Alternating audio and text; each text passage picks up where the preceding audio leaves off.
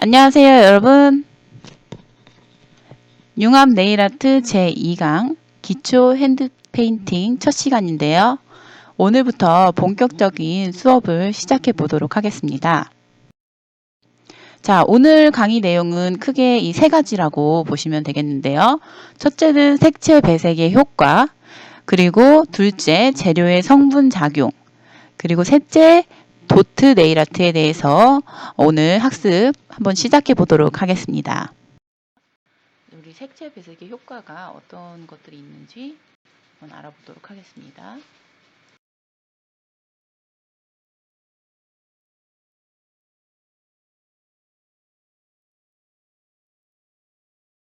자, 우리 지난 학기나 아니면은 작년에 배우셨을 수도 있을 텐데요.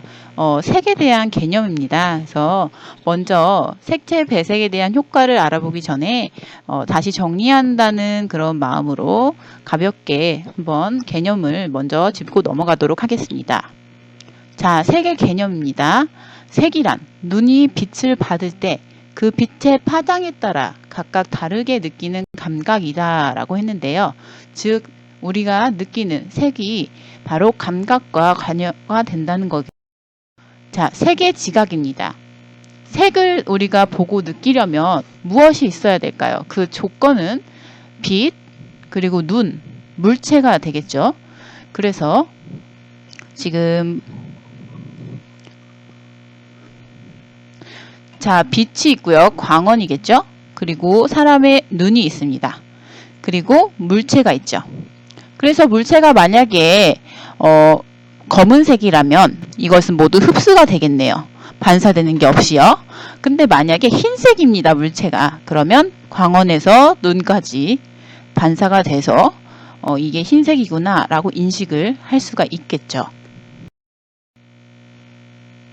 자, 다음으로 먼셀 표색계인데요. 먼셀 표색계는 일반적으로 우리가 많이 사용을 하고 있는 표색계입니다. 그래서 색상, 명도, 채도의 삼속성을 체계화하여 정리한 것이죠.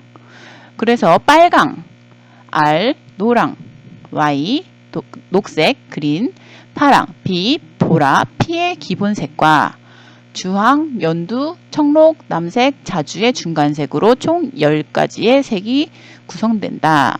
그래서 지금 보시면 지금 기본색을 중점으로 중간중간에 자주, 주황, 연두, 청록, 남색 이렇게 되어 있죠. 자, 이렇게 구성이 된다. 그래서 등간격 배열이다 라고 되어 있습니다. 자, 우리가 표색 기호를 읽으려면 다음 보시는 것과 같이 이렇게 읽는데요. 자, 예를 들어서 OR이라 하였는데요.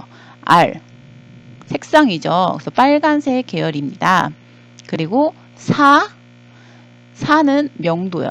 그래서 이 슬러시 앞에 있는 이 자리가 명도의 자리고요. 뒤에는 채도가 되겠네요. 그래서 명도는 바로 4가 되고요. 그리고 채도는 14.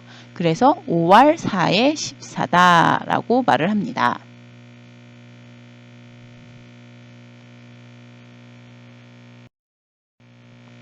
지금 보시면요. 색상의 번호와 기호, 명도, 채도, 표기를 이렇게 한다. 그래서 색상, 명도, 채도 이렇게 되어 있죠. 그래서 5R 4의 14다 라고 한다면은 R이라고 했으니까요. 빨강의 색이겠네요. 그리고 먼쉘 기호로는 4-14. 그래서 빨간색과 이 원색을 나타낼 때 5R 4의 14다 라고 말을 하고 있습니다. 자, 그냥 이렇게 읽는구나. 기본적으로 요렇게 알아두시면 되겠고요. 우리가 기본적으로 이 원색 계열 빨강, 그 다음에 파랑,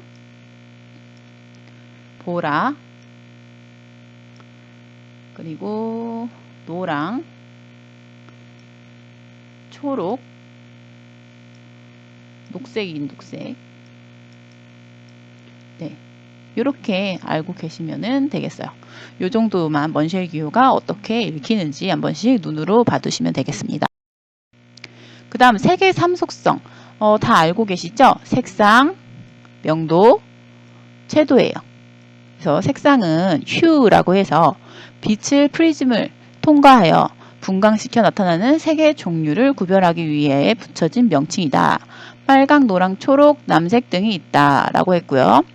색상환, 컬러 휠인데 스펙트럼으로부터 전개된 많은 색상들의 위치와 변화를 쉽게 이해할 수 있도록 서로 인접한 색을 둥근 고리의 형태로 배치한 것을 색상환, 고리 환자죠. 그래서 색상환이다 라고 했습니다.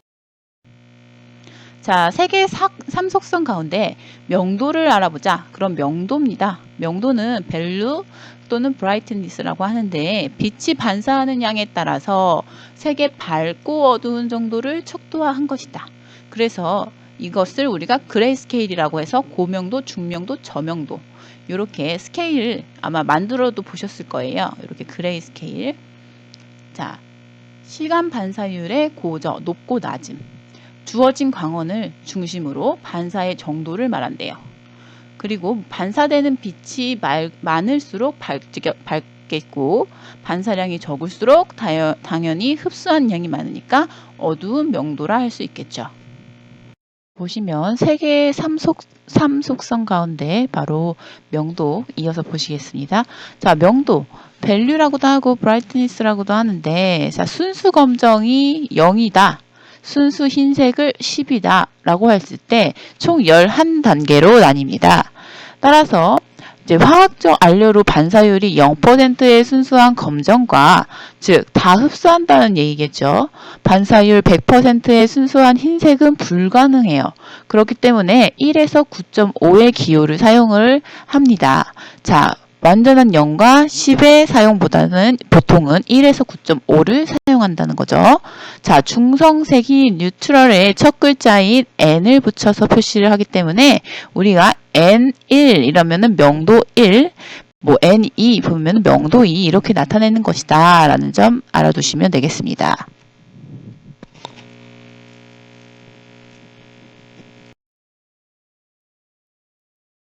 여기 보시면 흰색, 검정색이 더해질수록 낮아진다 라고 했죠.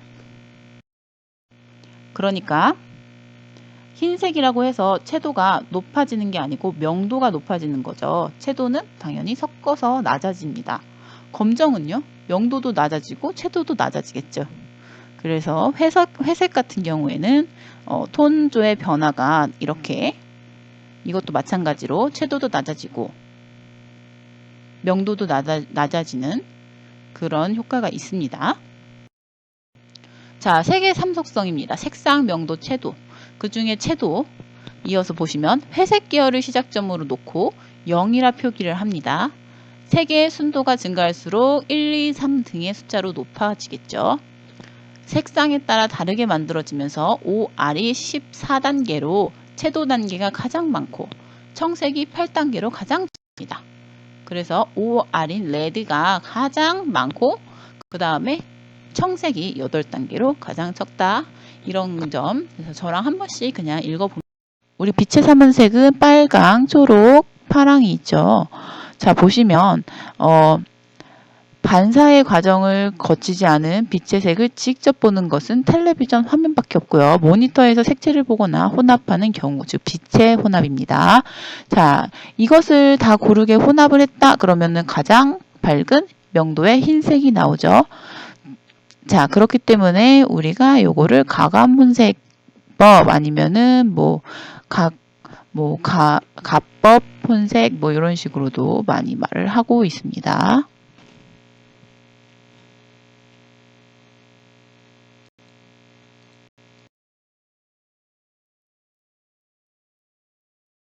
그래서 삼원색과 혼색을 보시면 이것은 흰색으로 밝아지기 때문에 가법 혼색인데요.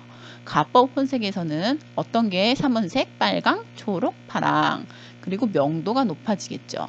그리고 세 개를 다 합쳤을 때 무조건 가장 높은 명도의 화이트가 나온다는 거죠. 그래서 빨강, 초록은 시안, 마젠타, 노랑 이렇게 된다. 알아두시면 되겠고요. 요런 거는 이제 나중에 컬러로 디자인을 넣을 때 핸드 페인팅 디자인 할 때 우리가 색채가 모자르거나 아니면은 마음에 드는 색이 좀 없다. 그럴 때 이런 원리를 활용을 한다면 우리가 색상을 이용을 해서 더 풍부한 디자인을 만들 수가 있습니다. 그래서 파랑과 초록을 섞으면 좀 블루 계열의 시안이 나오고, 파랑과 빨강은 마젠타, 초록 빨강은 옐로우, 빨강 초록 파랑은 흰색. 자, 근데 이거는 빛에 대한 거예요. 물감이 아니고, 그쵸? 자, 삼원색과 혼색을 보시면 안료의 삼원색은 우리가 인쇄 잉크, 페인트 안료로 사용되기 때문에 흔히 알고 있는 바로 물감이 바로 요 삼원색과 혼색에 들어간 내용입니다. 주요 기본색은 시안, 마젠타, 노랑이 있고요. 안료 중에서 어떤 색을 혼합해도 만들 수 없는 가장 기본이 되는 색이 바로 요 시안, 마젠타, 노랑이죠. 그래서 이 색깔들은 꼭 있어야 우리가 다른 색을 창출할 수 있기 때문에 만들 수 없는 색으로 꼭 있어야지, 가지고 있어야지 색깔을 섞어서 여러 가지 색을 만들 수 있다는 점. 자, 그리고 이 색깔들은 당연히 순수색인 1차 색이겠죠.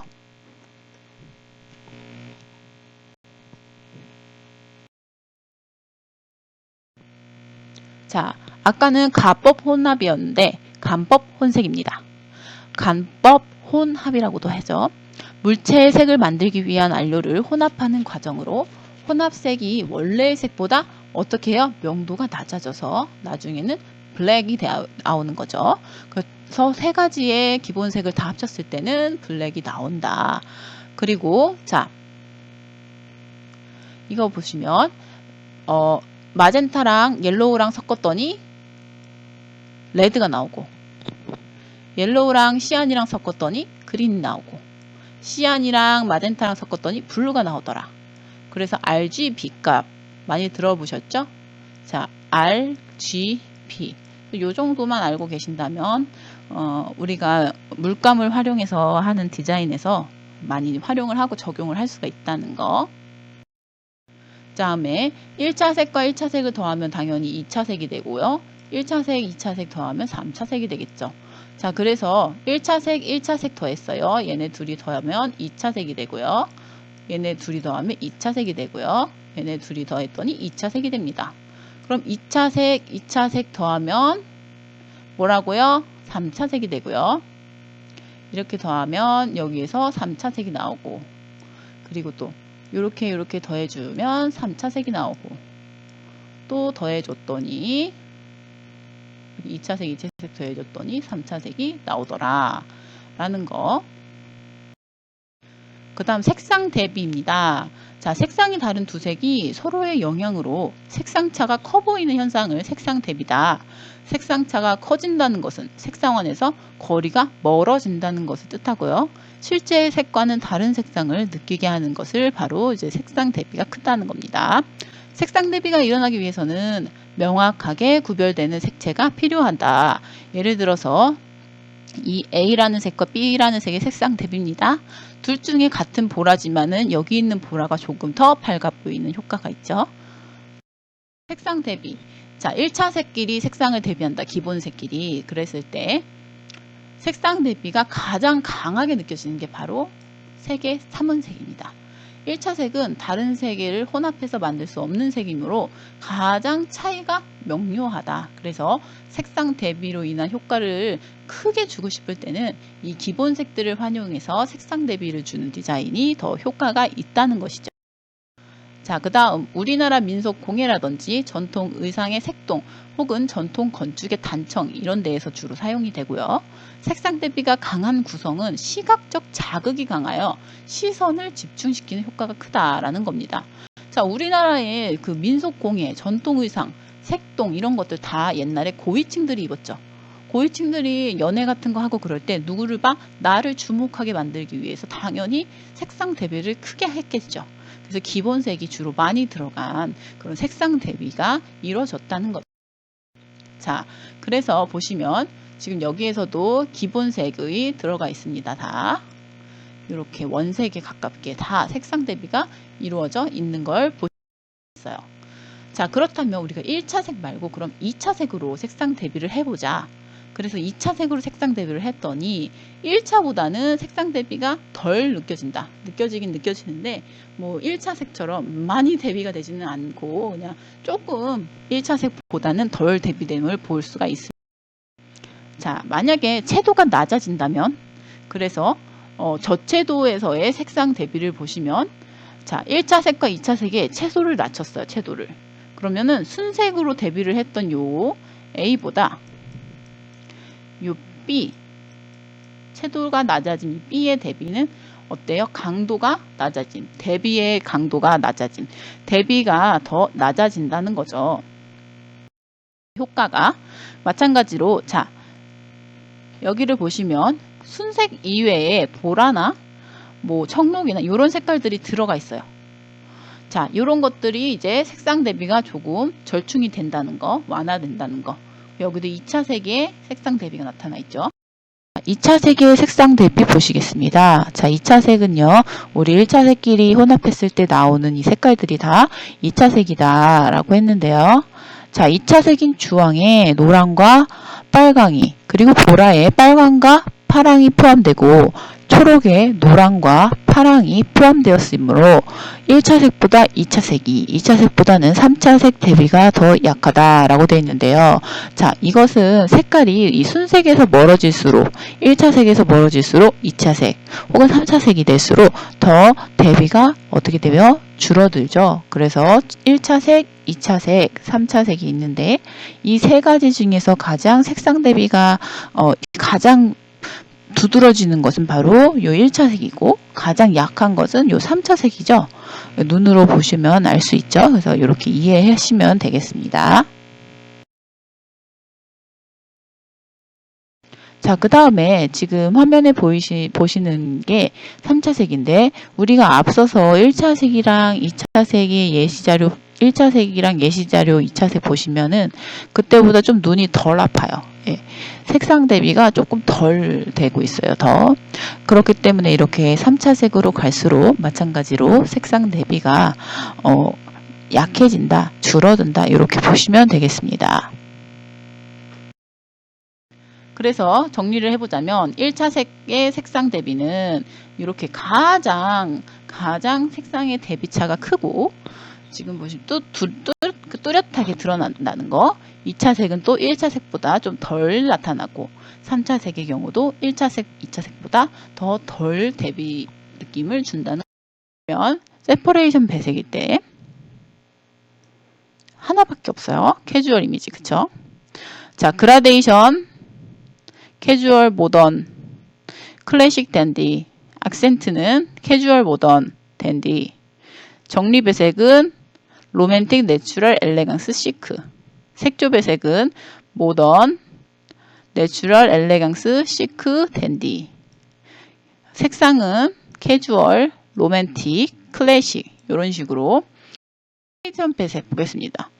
세퍼레이션이라는 게 분리라는 뜻이잖아요. 그래서 이게 좀 배색에 있어서 희미하고 애매한 인상이 들 때 좀 무채색을 중간에 삽입함으로써 분리시키는 분명한 효과를 주는 기법이 바로 배색 기법이 세퍼레이션 배색입니다.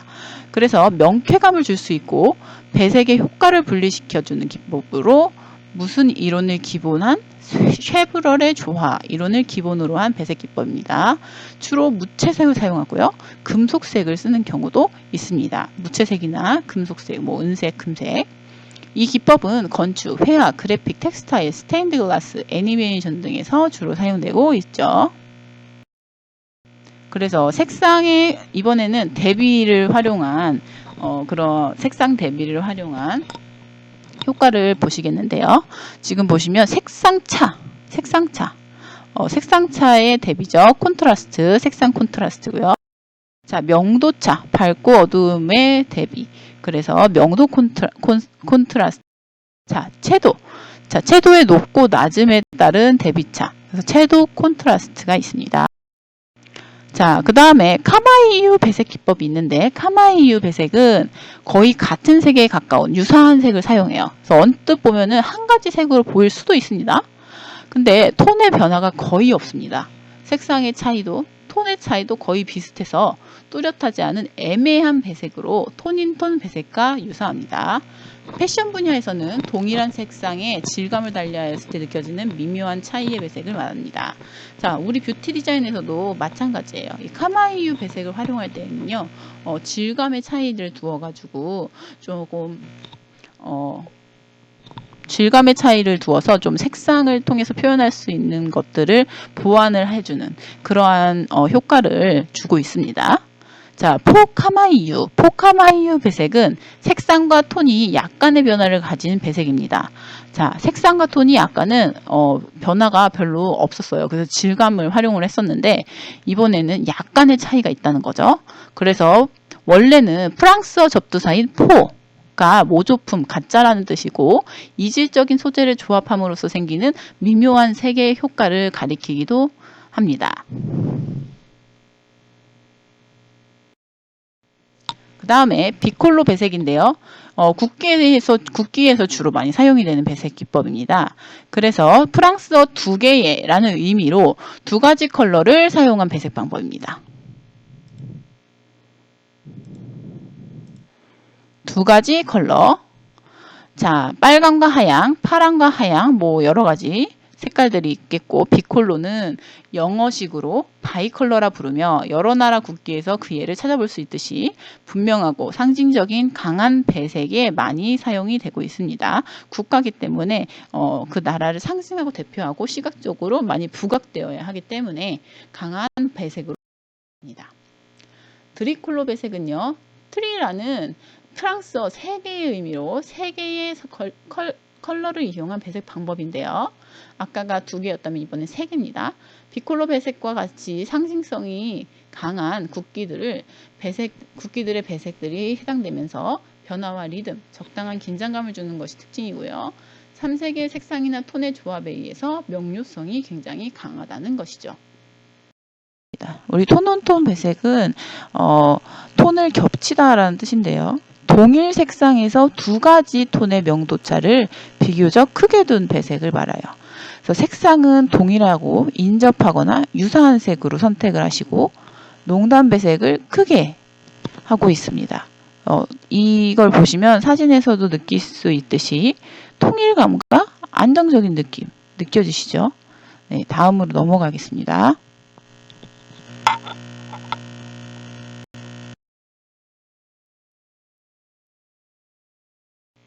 자, 톤인톤 배색은요. 색상은 다르지만 비슷한 톤의 조합에 의한 배색이죠.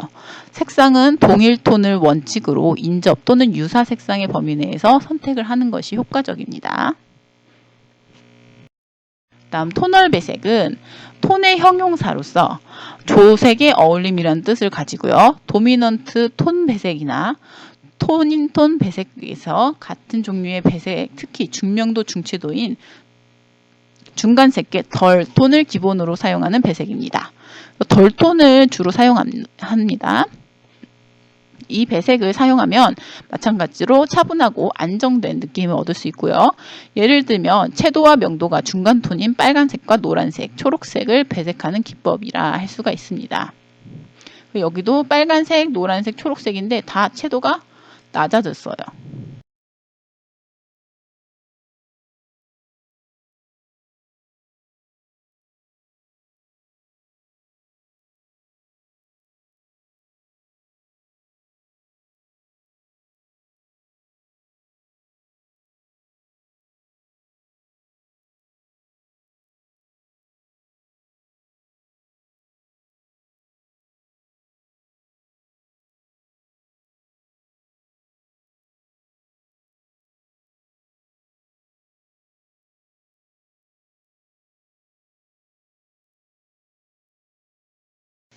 그 다음에 악센트 배색입니다. 색상 휴 악센트 배색.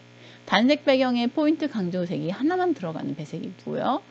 색상에 악센트가 들어가기 때문에 좀 더 생동감 넘치고 활동감 있는 느낌을 주고요. 예를 들어 노란색 배경에 파란색 라인이 들어가는 색으로 보색으로 악센트 배색을 한다면 더욱더 에너지 있는 느낌을 줄 수가 있습니다. 다음에 톤 악센트 배색인데요. 채도나 명도에 변화를 주어도 톤으로 배색을 주는 기법입니다. 동양화나 수묵화에서 많이 보이고요. 색상, 악센트 배색과 달리 좀 더 우아하고 분위기 있는 느낌을 주고 있습니다. 자, 그 다음에 채도와 명도가 낮은 브라운 레드 컬러에 채도와 명도가 높은 브라운 레드 컬러를 악센트 배색한다면, 자, 상대적으로 톤이 높은 쪽에 이목이 집중되겠죠. 그래서 마찬가지로 색은 브라운 레드라는 동일 컬러지만 채도와 명도에 따른 배색으로 인해서 다른 느낌을 줄 수가 있다는 거죠. 자, 색상 도미넌트는 동일한 색상선에서 다양한 톤으로 배색하는 기법이고요. 색상 도미넌트 배색을 통해 통일감과 편안함을 느낄 수 있고, 특정 색상이 가진 특징을 더욱 영향력 있게 전달할 수 있다는 거죠. 다음 톤 도미넌트는 이제 보시는 바와 같이 다양한 세 개의 같은 톤 계열로 이렇게 배색이 되고요. 자, 보시면 배색 효과입니다. 그래서 컬러별로 어떠한 느낌을 주고 이 느낌을 표현해내는 데에는 네일 아트에는 어떤 방법이 활용이 될 것인가. 자, 그래서 웜, 쿨, 소프트 뭐 이렇게 돼 있는데, 느낌, 쿨의 느낌, 소프트의 느낌. 자, 그런 느낌 나시죠, 다들? 그래서 보시면 파워풀, 모던, 그다음 퓨처리스틱, 미래지향적인 느낌. 강렬한 느낌, 그리고 모던한 느낌, 미래지향적인 느낌, 이런 느낌. 물론 형태적으로 변화를 주기도 했고 질감의 차이를 주기도 했지만, 이제 근본적으로 가장 많은 비율을 차지하는 색채를 중심으로 봤을 때의 느낌입니다. 다음 내추럴, 그리고 파퓰러, 그 다음에 익스클러시브, 세 가지가 자연스러운 느낌인 첫 번째 사진, 그리고 두 번째 가장 흔하게 인기가 많은 그런 뜻이죠. 그런 색상이고요. 그리고 세 번째 있는 게 좀 독립적인 그런 좀 구분되는 이러한 색채의 배열입니다. 자, 그 다음 로맨틱한 이미지의 컬러 배색은 지금 보시는 첫 번째 사진과 같이 저렇게 네일 아트로 표현될 수가 있다는 점. 그 두 번째는 좀 더 트레디셔널 전통적인 그런 느낌의 네일 아트가 이렇게 표현될 수 있다. 색채들을 활용으로. 그다음 다크한 느낌의 색채를 활용한 네일 아트는 지금 보시는 것 같이 이런 느낌을 준다라는 거. 각각의 색을 활용한 네일 아트를 통해서 그냥 어떤 느낌을 받을 수 있구나, 어떤 이미지를 떠올릴 수 있구나, 이런 것들을 알아두시면 되겠습니다. 자, 그럼 다음으로 넘어가겠습니다.